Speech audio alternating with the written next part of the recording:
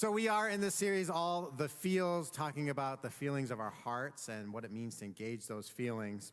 A couple weeks ago when we began the series, we talked about why we're doing it. And I want to just spend a moment doing that again this morning.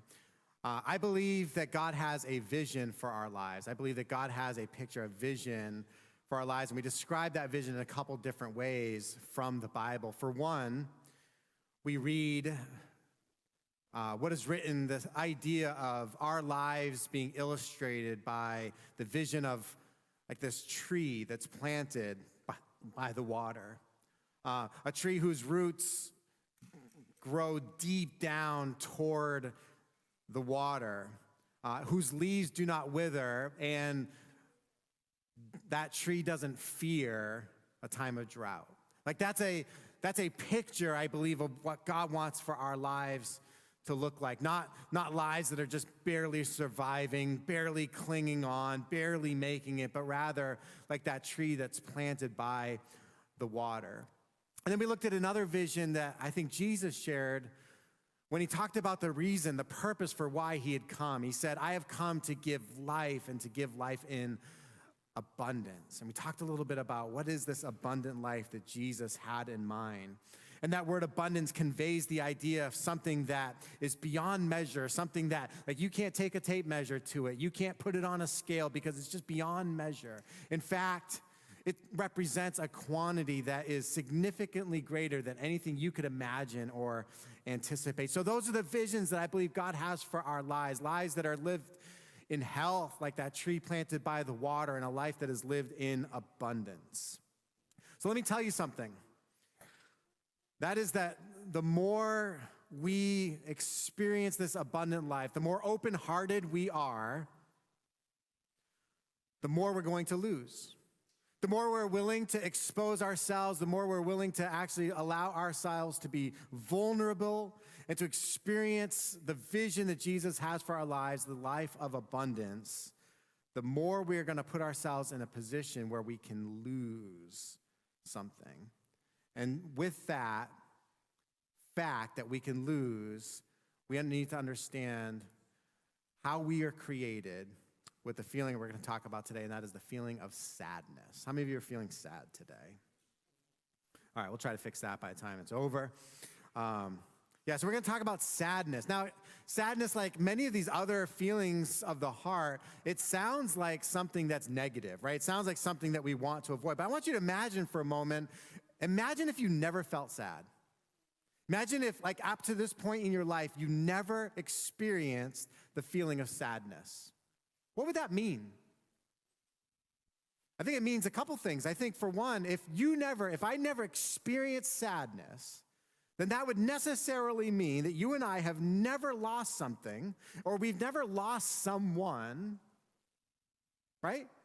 Or if we've lost something, then that thing that we lost couldn't have been very important. It couldn't have been very valuable. If I've never experienced sadness, then that means, well, I've either never lost something or I've never lost something that meant something to me, because that's where the feeling of sadness comes from. It comes with the recognition that something I valued, something I honored, something that was important to me, I've lost it. Obvious example is when, someone in our family that we love passes away, right? And we no longer have that person present in our lives, and we mourn, we grieve that loss. Why? Because that person was important to us. And so when we don't experience and we don't engage the feeling of sadness, it actually puts us in a position to not experience the real fullness of what love is supposed to be like in our lives. Like if we haven't experienced sadness because we haven't experienced loss, and we haven't really experienced love. Or, maybe the love that we've had has been a kind of a surface level love, not a love that is really, really rich. Because the love, quote unquote, that we had for this thing or for this person, it didn't really provide the adequate attachment that's supposed to necessarily accompany that love. And so without that, we didn't experience real, genuine love. Now, sadness is something that we want to talk ourselves out of, right? It's something that we want to talk other people out of. How many of you would say, I feel awkward when I'm around somebody who's sad, like expressing sadness? Is that awkward for anybody else? Just me? Okay, so like thank you. If we're in a room, and a person is sad, like that's awkward for me. I bet it's awkward for many of you as well. And what do we try to do? We try to fix it, right? Like I want to fix the sadness. Let me tell a joke. Let me try to say something that will lighten the mood a little bit to get that person's mind off of whatever it is that they're grieving over. You ever said to somebody or had said to you, hey, look at the bright side. Look at the bright side, right? Like you're going through some loss and somebody comes along, again, with all the most well-meaning intention says, hey, look at the bright side. And you know what? With a lot of our losses, there actually is a bright side, right? There really is. But we can never look at the bright side at the expense of recognizing the actual loss that has occurred. Same goes with, a person saying, again, with all the right intentions, hey, something good will come out of it. Right? So we've experienced a loss, something bad has happened, and a person comes alongside and says something good is certainly going to come out of it. Again, that may be a true statement, probably is a true statement, but it's not necessarily something that we can accept at the expense of mourning or grieving over the actual loss that has occurred. We've done a really good job of this in the world of church, right? Christians do this all the time. We go to the Bible, Romans chapter 8. Many of you can quote it, right? Somebody's going through a difficulty. You're going through a difficulty. What do we say? All things work together for good for those who love God, right? Is that true? Yes, it is true. But the truth of that can't replace and it can't create a deficiency in our understanding that, no, I have actually been created to experience the feeling of sadness. God built that in me. God gave that. In fact, he gave it to me as a gift to actually mourn the loss of something that is important to me. One final thing that we might say is, hey, it's water under the bridge, right? Ever heard that? Ever said that? Ever tried to convince yourself of that? It's water under the bridge. What are we saying? We're saying, this is a loss that I have suffered, but I need to get up and move on, right? Because that's in the past. There's nothing I can do about it. Again, that's true, but without the proper mechanism to grieve and mourn the loss and to allow for us as human beings to reveal our heart and attach to something or someone that will allow us to experience the process of healing, all we're doing is allowing the pressure of those waters to build up over a period of time, right? The water under the bridge ultimately doesn't go away, right? That's what we like to think of when we have, if we've been able to convince ourselves to just kind of put that thing behind us without mourning, without grieving it, right? It doesn't go away. It just piles up. But the people that are around us, the people that are maybe trying to help us grieve and mourn that loss for a period of time, often they are more easily able to kind of move on. And in an effort to keep up with them, to keep up with the rest of the pace of life, sometimes we do that as well. We find ourselves moving on too quickly. So sadness is something we want to talk ourselves out of. It's something we want to talk others out of because we think that sadness is the enemy of happiness, right? That sadness kind of stands in the way of our being able to experience the emotion, the feeling that we want to feel, which is happiness. How many of you prefer happiness over sadness? Anybody? All right, a few of you, yeah. Like, I'd rather be happy than sad. And we see sadness as the enemy. Like, that's the obstacle that's in the way of my being able to feel happy. We're going to show a little clip at the end from this great movie called Inside Out. I'm sure many of you have seen it, right? If you haven't, you need to. One of the great Disney movies where you'll actually learn something. about our experiences in this world. So anyway, in this movie, there are some characters, right? These characters are kind of like the composite of the various feelings that we have going on inside of us. And so you have as kind of the star, the lead character, the character of joy, right? But with her, you also have the character of fear and disgust and anger. And then the villain of the movie is the character of sadness.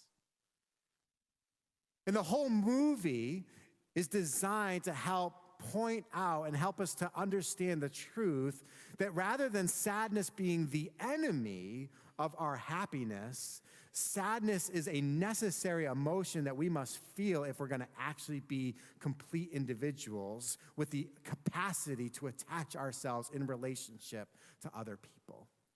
That absent of sadness, we actually become incapable of attaching ourselves to other people. And that's how we've been designed. That's how God created us. You know, God didn't create us to be alone.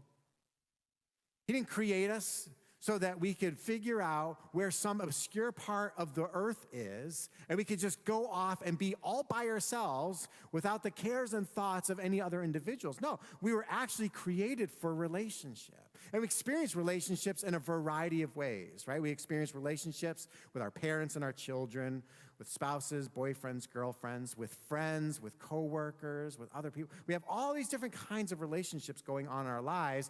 And to the extent that those relationships are healthy and thriving, that provides us the capacity to actually live life to its fullest. But when we're unwilling to expose our hearts and to engage our feelings, we actually lose the ability to connect relationally to other people. And so that's exactly what's kind of going on in this movie. There's a quote that comes where Joy expresses what she sees as the truth, and that is that Riley, the person, whose feelings all of these people are kind of living inside of, she says, Riley needs to be happy. That is, like every time Riley all of a sudden starts to feel a little bit of sadness, a sadness that's coming because of a loss that she's experiencing, like the remedy is seen as, no, we gotta fix that. Like, Joy, hurry up, get over here. She's starting to feel sad. And we do that in our life. Like, we do everything we can to avoid sadness because we see sadness as the enemy of happiness. But I would propose to you this morning that a lack of sadness is actually the enemy of real love. Our unwillingness to engage the emotion of sadness is actually the enemy of our being able to experience real intimate love and attachment to others. Why? Because sadness allows the impact of love to be richer. Because it exposes our hearts to our heart's true ability to attach to others, to put value on others and other things, and to honor those things. And so a lack of sadness, a lack of this willingness to engage that feeling of sadness actually becomes the enemy of the experience of real love. I want to read a story that comes out of what we call the Book of Ruth, where a person goes through a tremendous loss in her life. And we're going to look at the way that she tries to manage her losses, okay? So I'm in Ruth chapter 1. I don't know how many of you are Star Wars fans out there, but those of you that are, like Star Wars has kind of their main movies, right? But then they have these side stories that they're coming out with every year or two, right? These side stories. That's what Ruth is. Ruth is this, there's kind of the main story of how God is working in the world, and then there's this left-hand turn that happens, and boom, we've got this little kind of narrative about this little family. And the characters we're going to look at today are these characters, Naomi and Ruth. And so we find them in Ruth chapter 1, verse 1, situated during a period of time when Israel was kind of like in between having, like they've gone and they've taken over the promised land and they have settled there, but they haven't quite gotten to the period of time where they have like this establishment of a kingdom where kings are ruling over them. And so they're in this in-between time called the period of the judges, all right? And so that's where we pick up. It says, during the time of the judges, there was a famine in the land, right? So if you can imagine Israel and all the people living there, they are undergoing a time of famine. And so here's how the story begins. A man left Bethlehem in Judah with his wife and 2 sons to stay in the territory of Moab for a while. So the territory of Moab is a nearby area of the world that is not part of Israel. And so they leave their homeland, right? They leave Bethlehem. How many of you heard of Bethlehem? Any fans of Christmas? Okay. All right. So they leave Bethlehem and they go and they settle in the territory of Moab. The man's name was Elimelech. Everybody say Elimelech. All right. He's not important because he's not going to be around for very long. And his wife's name was Naomi. Everybody say Naomi. All right, that's important. We're going to actually see why in a little bit, right? So his wife's name is Naomi. The names of his 2 sons were Mahlon and Chilion. You don't have to say those. They're also unimportant because they're going to be gone in just a second, okay?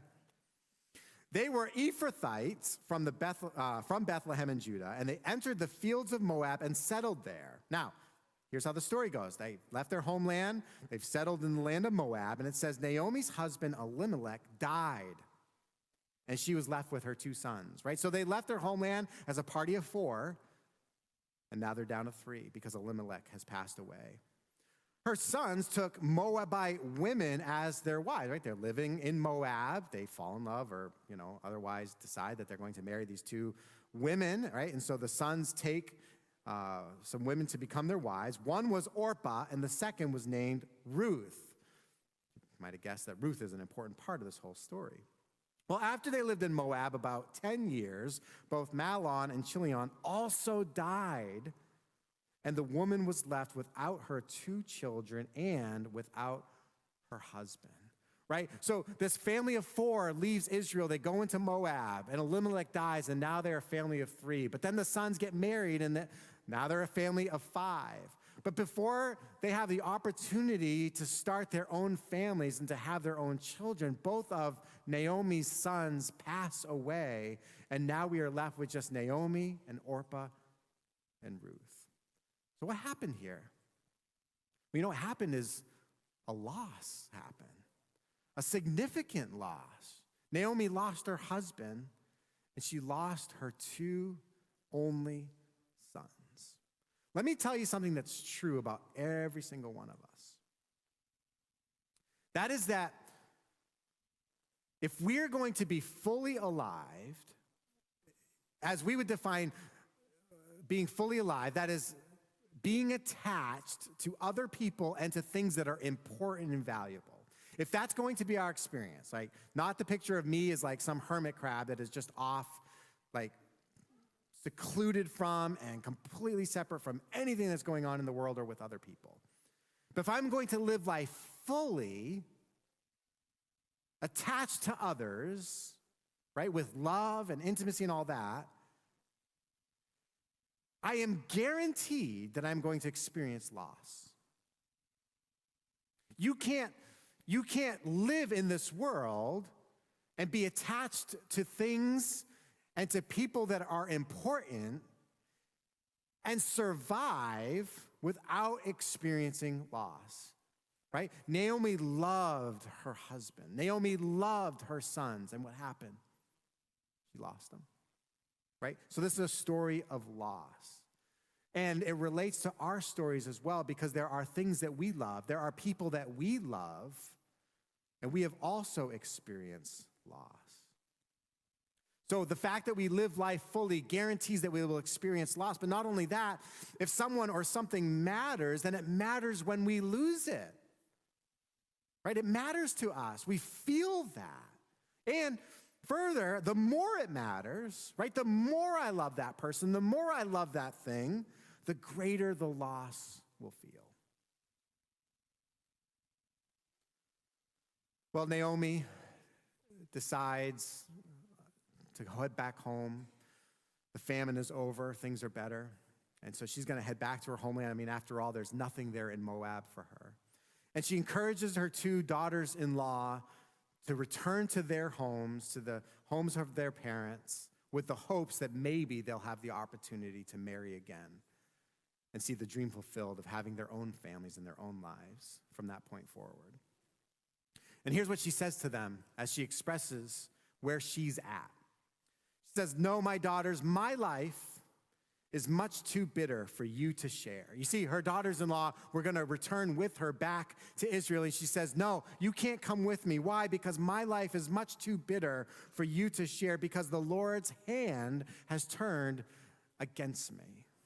I think we get a little bit of insight into what's going on in the heart of Naomi, and that is that she has been unwilling to actually feel the feeling of loss, right? Why? Because it's too painful. Don't raise your hands, but how many of you experienced that kind of loss in your own life?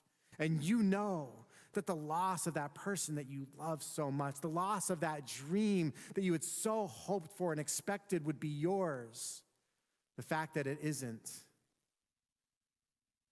leads you to one of two places. Either you engage that feeling of loss and you mourn and grieve and begin to heal from it, or what we oftentimes do is we try to dismiss it. We try to not feel it. We try to be strong. We try to fortify and defend the vulnerability of our hearts and our very being because the pain is too great. "No, my daughters, my life is much too bitter for you to share because the Lord's hand has turned against me." She's describing what she feels her life has come to amount to, and that is that God, who apparently at some point in time in the past was blessing me. I mean, after all, I was married, I had 2 sons, everything was great, but now it's all gone. And she describes it as if the Lord's hand had turned against her. This is one of the ways she's trying to cope with or manage the loss that she has suffered. And that is kind of the same thing that we often do, right? Which is we make promises with ourselves. We make vows to ourselves, like, here's how I'm going to deal with my loss. Instead of feeling my pain, instead of feeling my sorrow, instead of engaging it and finding healing for that through and with other people, instead, I'm going to make myself a promise. And that promise is I am not going to ever feel that way again. I am never going to put myself in a position where I have to feel that pain again.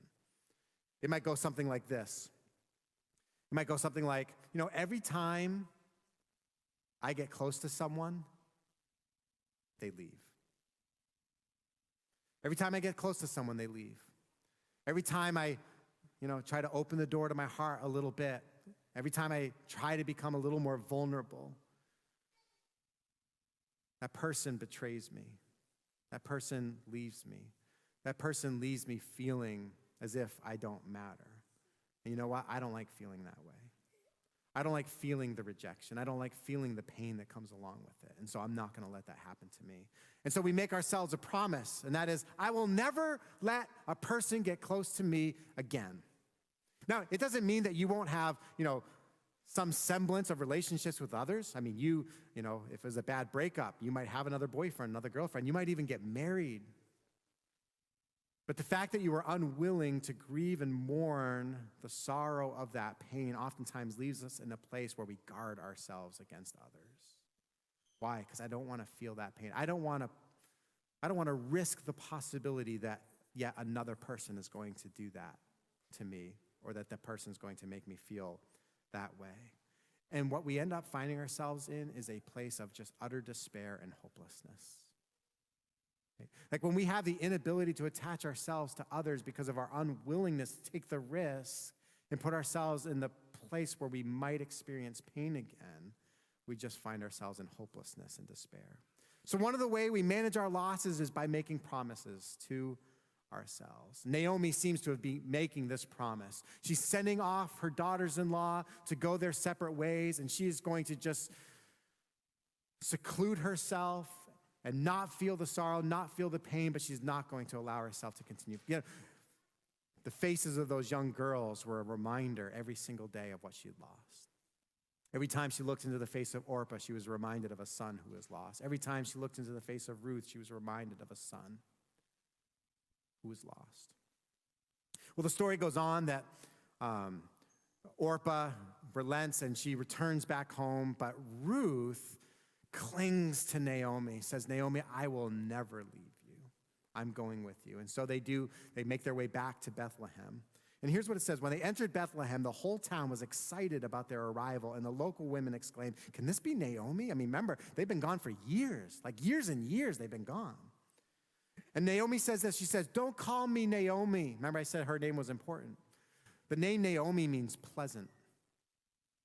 Like when you thought of Naomi, you thought of something that was pleasant. You thought of pleasantness.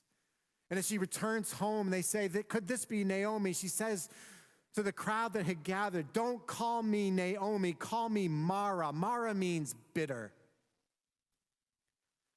"Call me Mara," she answered, "for the Almighty has made me very bitter. I went away full, but the Lord has brought me back empty." She's just kind of taking the story of her life and giving it in a nutshell. When I left Bethlehem, my life was full. The future was promising and bright. But now here, as I return back to my homeland, the Lord has brought me back empty. And I think we might see Naomi here featuring another way in which we try to manage our sadness, and that is this thing called self-pity. Self-pity is oftentimes the direction that we go when we don't want to feel and engage our own sadness, but our sadness is so great, the loss is so great, we want others to help do the work for us.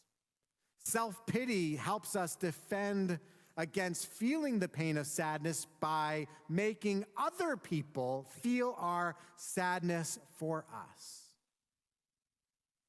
I'm sure you've done this. I have, right? We do this from time to time.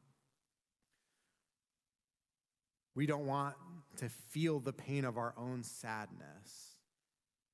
And so we try to manage that by making other people feel it for us.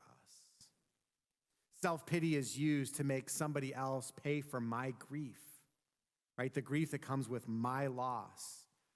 And it puts the responsibility on them to take that pain away from me. But again, it's just a management technique that keeps us from actually engaging and living out our fullest lives with our hearts and our feelings. So I want to offer to you this morning what I think is the reality is that sadness is a gift. Sadness is a gift that God has given us, an expression that he has given us to understand and appreciate the value that something has.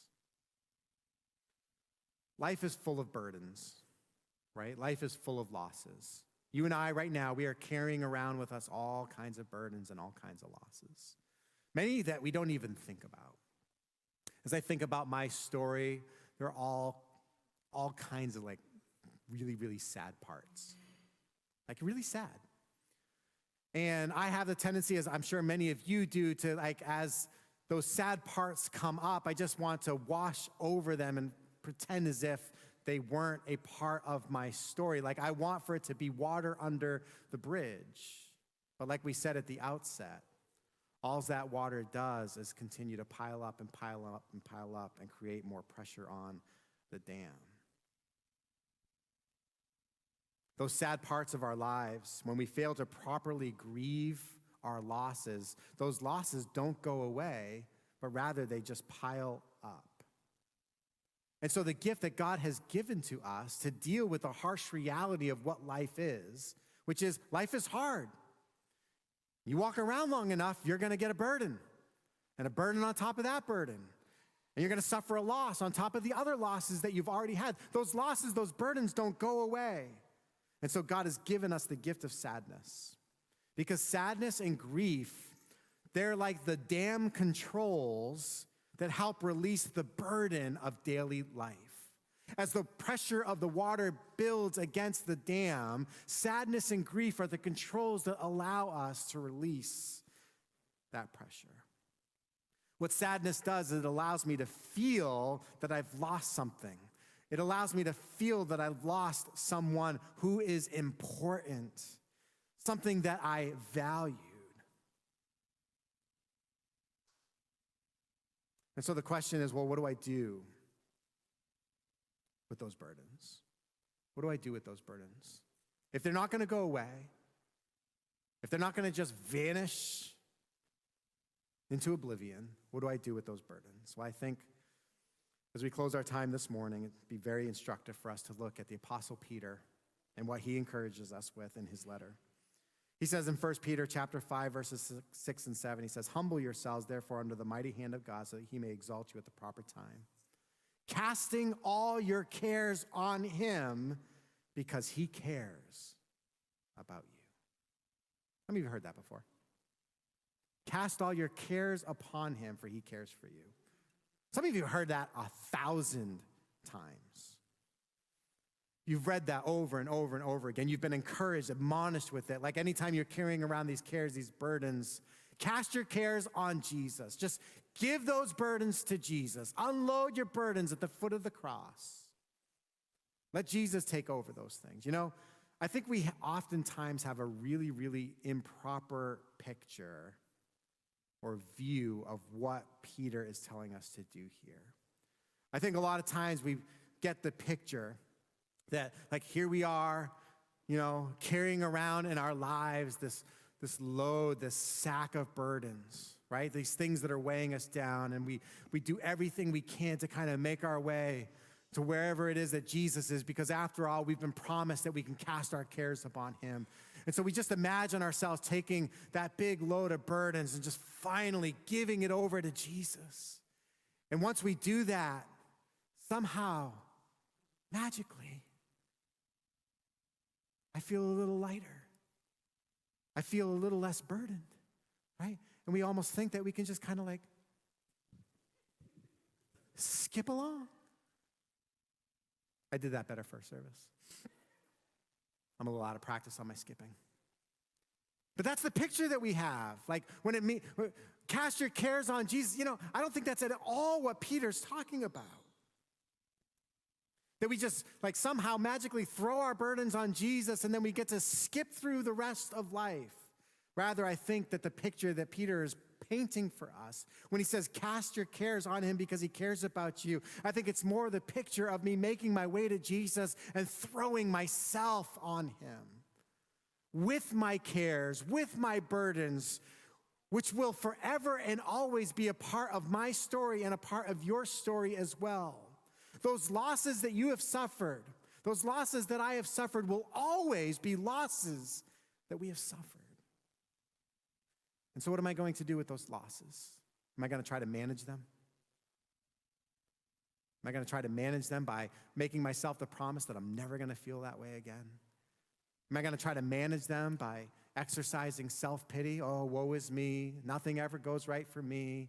No matter how hard I try, I just can't get out of my own way, so that the people that are listening to me just go on and on and on, that they will start doing the hard work of feeling sorry for me so I don't have to feel sorry and sad for myself.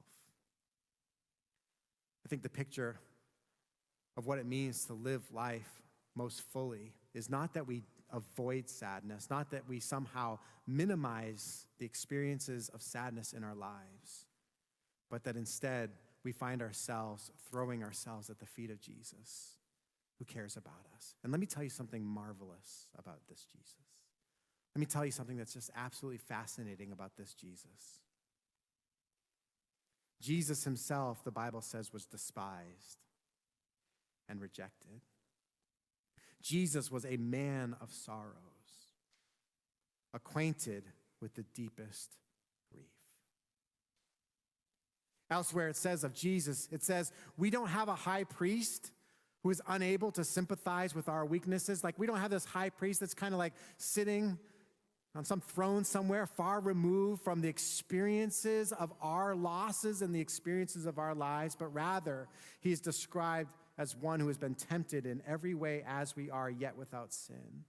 And so we are told, therefore, because we have a high priest who does sympathize with our weaknesses and our burdens and our losses, because he himself was despised and rejected and a man of sorrow and acquainted with the deepest grief. Because of that, let us approach the throne of grace, his throne, with boldness so that we may receive mercy and find grace to help us in a time of need. I'll tell you the truth. Casting our cares doesn't mean that our cares go away. And yet we are told to cast our cares upon Jesus. And in that, I believe it is important for us to recognize that the fact of our sadness declares the value of what we've loved and what we lost. And feeling our feels of sadness, it leads us ultimately as we go through the process of mourning and grieving those losses, and through our connection with God and through other people, it is then that we can learn in a healthy way to accept the reality of that loss, of those losses. As we close our time this morning, at least this part of it, I just want to remind you that our feelings, the feelings that God has created us to have, those feelings remind us that we aren't designed to be independent and free from need. How many of you want to be independent? Come on. Really? Like you all want to need other people? You bunch of liars. No, we want to be independent. We want to be able to hold our head high and stick our chest out. Like, I don't need anything, I don't need anybody. Like that, we want to believe that we're strong enough to actually exist in that kind of a space, but that's not how God has created us. That's not how God has created any single one of us. The way God created you, the way God designed you is with deep and significant need. I am a needy people. We need attachment. We were designed, first of all, for an attachment to God, and we need that. I know some of you believe that, some of you may not, but we need that. And until we have that attachment, we will not live life to its fullest. But beyond that attachment to God, we were also built and wired, created for attachment with one another. And so where feeling our feels of sadness leads us to the acceptance of the losses that we have, we can experience real healing as we connect with God and with others. How many of you have been to a wedding and you heard the beautiful words expressed at some point in the ceremony as the bride and groom stand there holding hands face to face, and somebody says, "For wherever you go, I will go. Wherever you live, I will live. Your people will be my people, and your God will be my God. Where you die, I will die, and there I will be buried." How many of you heard that at a wedding ceremony? Really? I feel like it said it almost all of them. It's beautiful, right? So romantic. You know where that came from? That didn't come from some wedding ceremony. That didn't come from even the expression of a love between a bride and a groom-to-be. It came from this story of Ruth and Naomi. It was Ruth that said that to Naomi. When Naomi encouraged her to go back to her homeland, Ruth said, "No, I will cling to you. Far be it from me to leave you." Right? She recognized the importance of that attachment, a willingness to open up and to engage our hearts and our feelings. And through that, the possibility exists for us to actually be healed from our losses. Let's pray. Father, I thank you for this gift of sadness that we oftentimes don't see as a gift. And I pray that you would help each of us as we need to, as we consider the stories of our lives, as we consider all that has brought us to the places that we are in this very present moment. Lord, I believe that there are probably some things that we need to properly grieve over. There's some areas where we need to expose our hearts and be willing to be a little more vulnerable than we have before.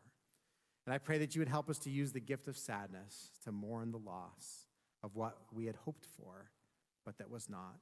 Help us to mourn the loss of one we loved that we have no longer. And God, through that gift, I pray that we would find real help and acceptance for life as it is. And God, may we be stronger for it, more able to connect with you and with one another. I pray these things in Jesus' name. Amen.